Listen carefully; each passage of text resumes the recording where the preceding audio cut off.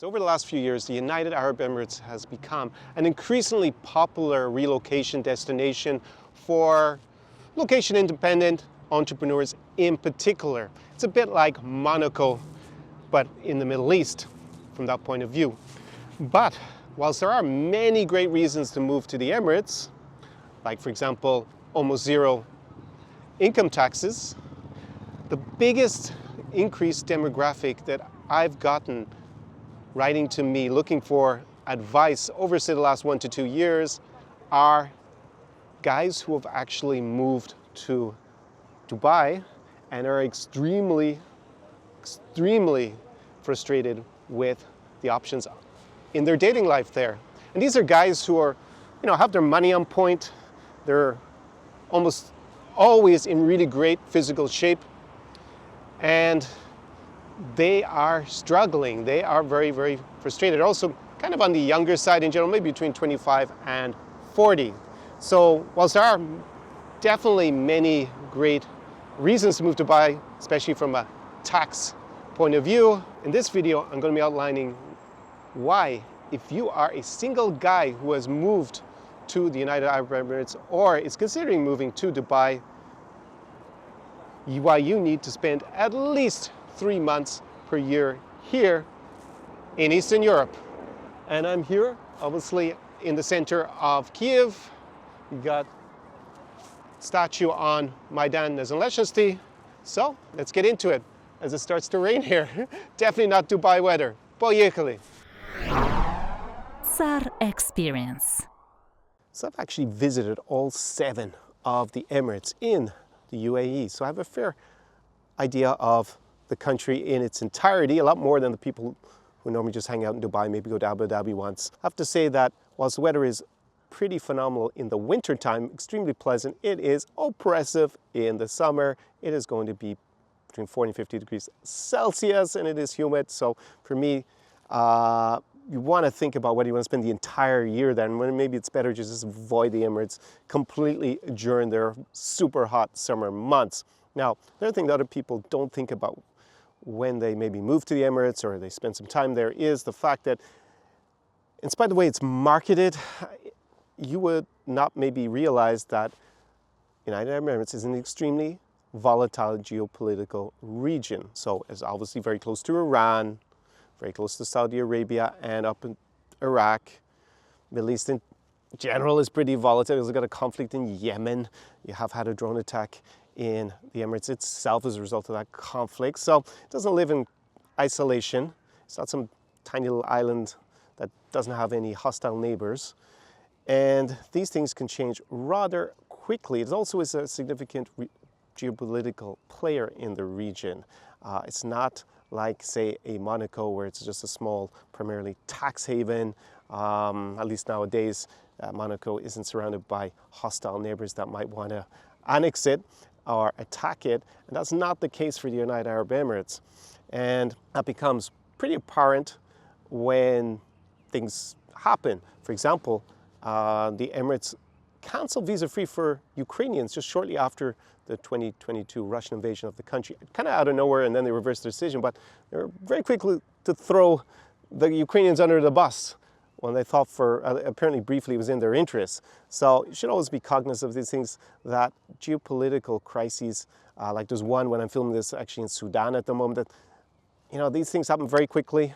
They can be a complete normalcy of life. For example, I was in Mariupol, the city in Ukraine, just a couple of months before the Russian invasion, 2022 invasion, where they razed the city center and killed, I don't think anyone knows how many people they killed, civilians they killed in the city, maybe tens of thousands. So these things can change very quickly. Obviously, I still chose to live in Eastern Europe in spite of these risks, but just be aware of them before you consider spending a lot of time there. So the Emirates is an elective monarchy, and for the most part, basically it's pretty safe. You won't be bothered by too much, but just be aware of that there is this kind of bifurcation, which is basically how they attract foreigners. Like, they don't actually impose the laws as strictly because it is quite a conservative Islamic society, the Emirates itself.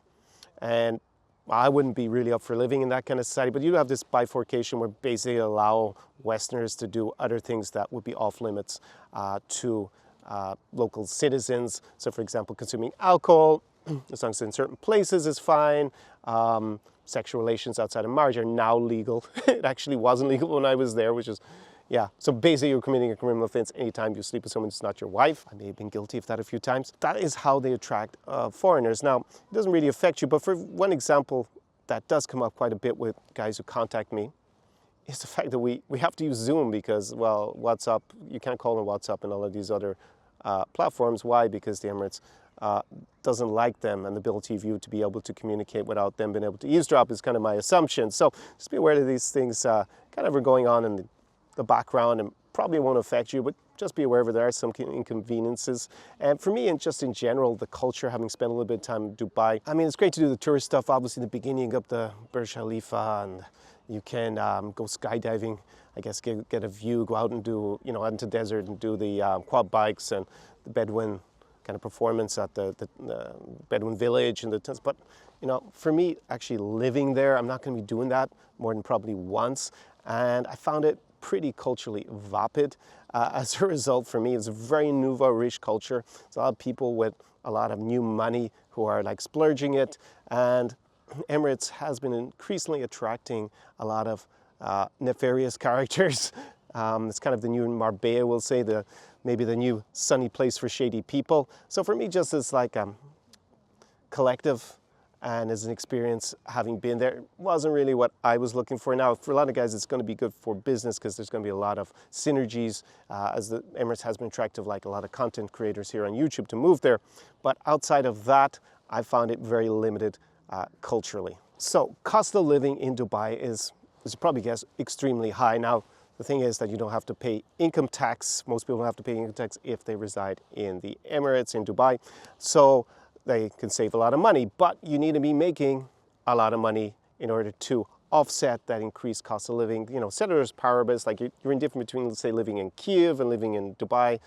It'd be kind of strange that you would be ceteris paribus and everything else, but just to make the comparison, well, you know, it's going to be about 4 times more expensive every month to live in Dubai versus, say, a city like Kiev. It can mean many other cities in Eastern Europe have about the same cost of living.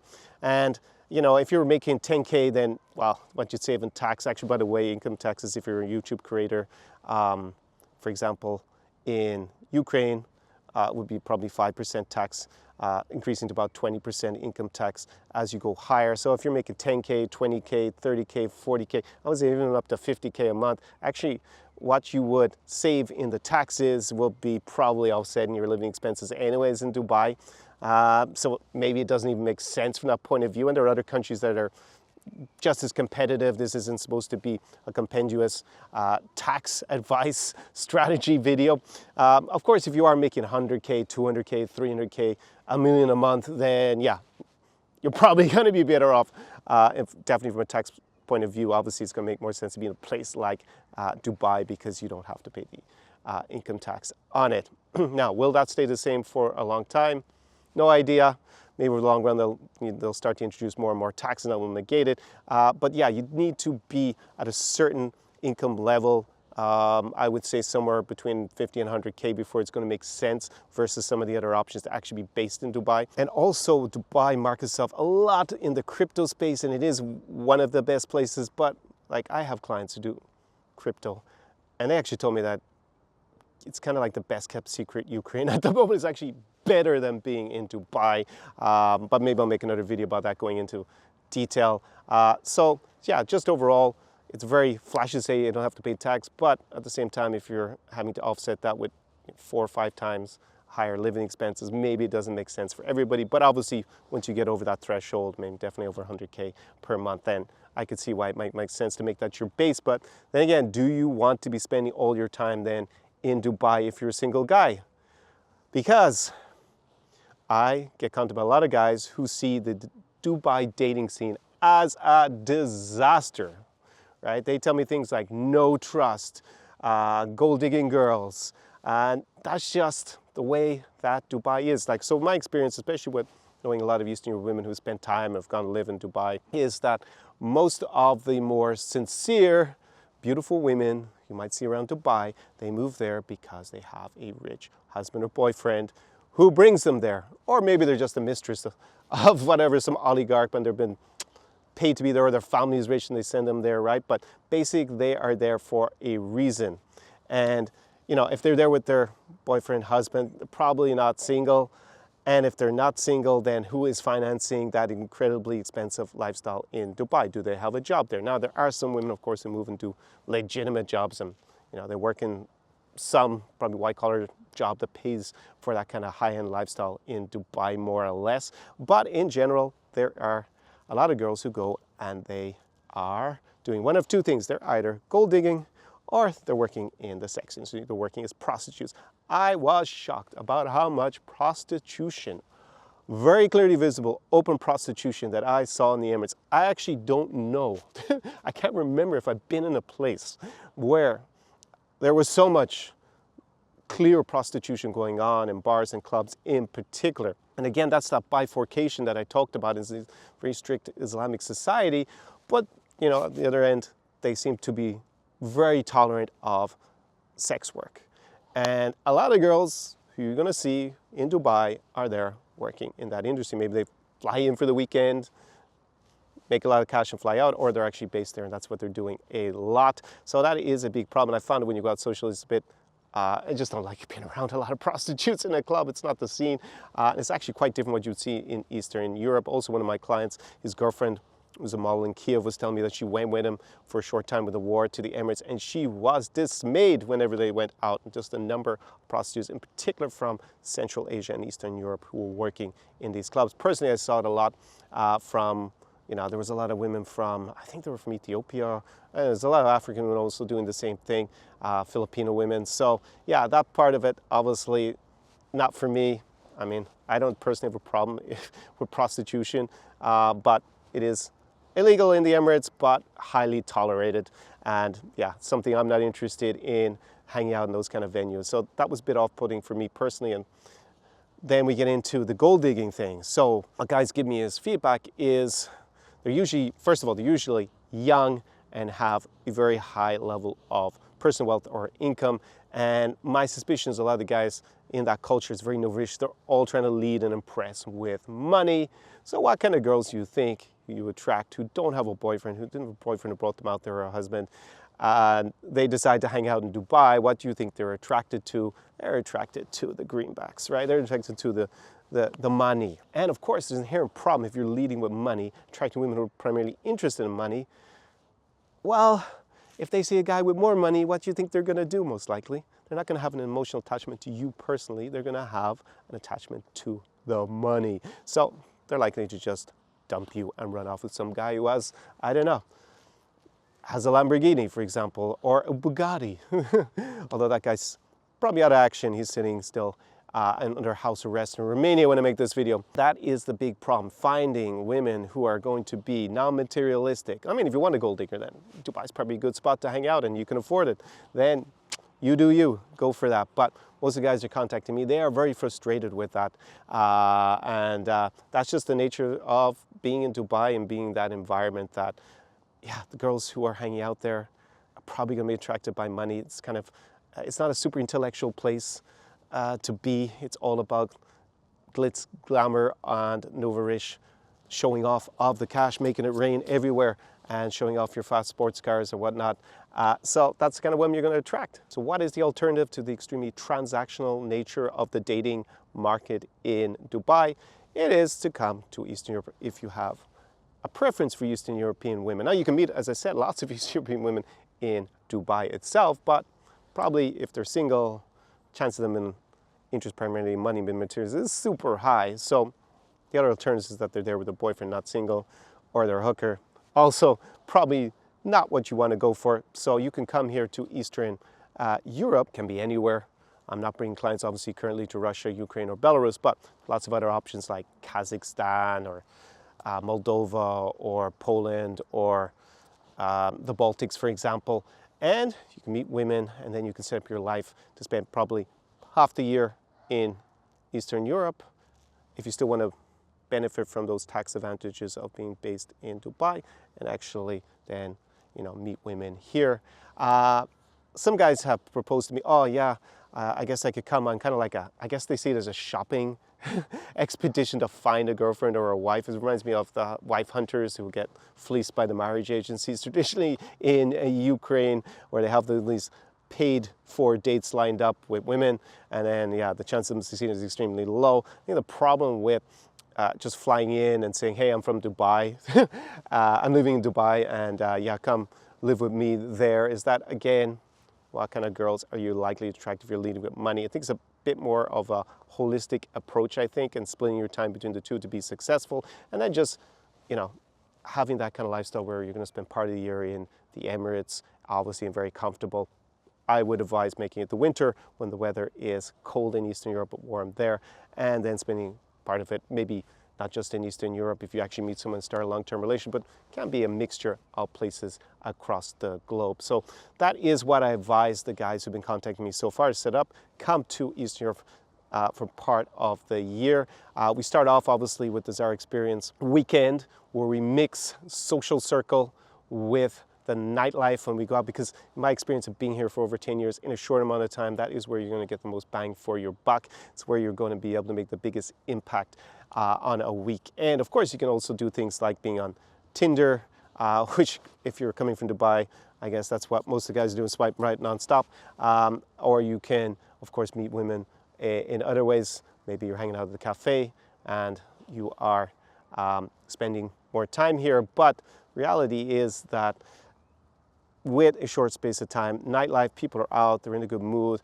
Mainly on the whole, they're probably more likely to be single, and then having the right crew with you to make it an unforgettable weekend of fun, and also give you, you're not going to be Billy No Mates. You're actually going to have that social proof of other people around you that's going to help you meet the beautiful women of Eastern Europe, because the women who have the options, not the women who might be easy to find and meet on, say, Tinder if you're coming in for a weekend, or, the kind of girl maybe might give out her phone number if you walk around like an autist on the street stopping hundreds of girls like those pickup artists used to do, those day gamers. The women who have lots of options, they're going to want to see that you are of a certain socioeconomic status, right? And that can be communicated through the people that you're actually hanging out with. And of course, having the right strategy when you go out and enjoy the nightlife here in East Europe, because it is pretty phenomenal. So as I mentioned, I have been bringing my clients over the last, it's close to a year, to Moldova, magical Moldova, crazy Chisinau. Probably gone there the most with clients. Also have been going where I'm about to leave for, which is Almaty the Almighty in Kazakhstan. Phenomenal place. Had an amazing time there with my clients earlier, well, actually late in 2022. Now going to repeat it in, it's now May 2023.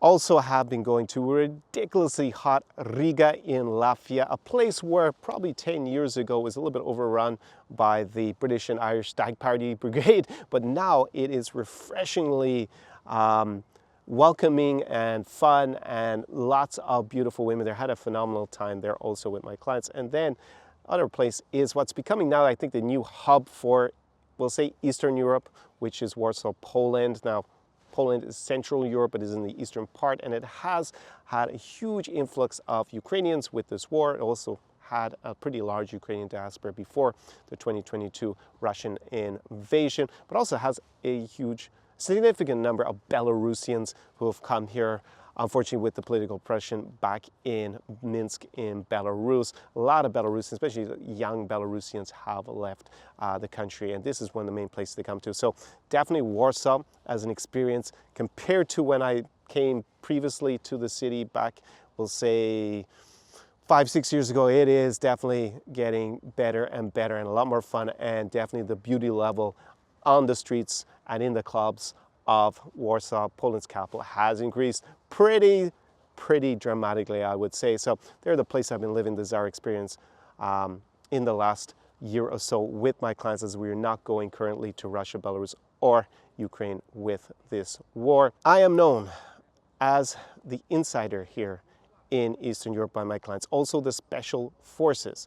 And recently I've been talking a lot about the 9s and 10s, the super beautiful, and part of the reason for that is I looked around at the other alternatives, the other options here for coming as a single guy to Eastern Europe in particular.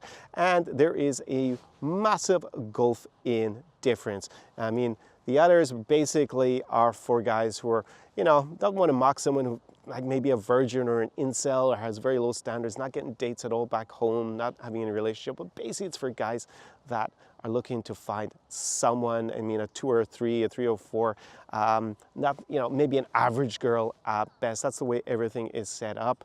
And then I look at my former clients, and they are, many of them, dating models from Eastern Europe. They're in long-term relationships. Some of them got married. And I just look at that gap of 9 and 10s. I have a video about what constitutes a 9 and 10 in Eastern Europe. I'll link it up above on a card down below in the description. And then I look at what the older alternatives are providing, and it's like night and day between the two. So that's why I've been emphasizing that, so that you understand better. I also put together a playlist about dating the 9s and 10s. It's kind of like a series of tutorials. Link that as well. I'm constantly adding to it at the moment, building up the playlist for you. Go check that out.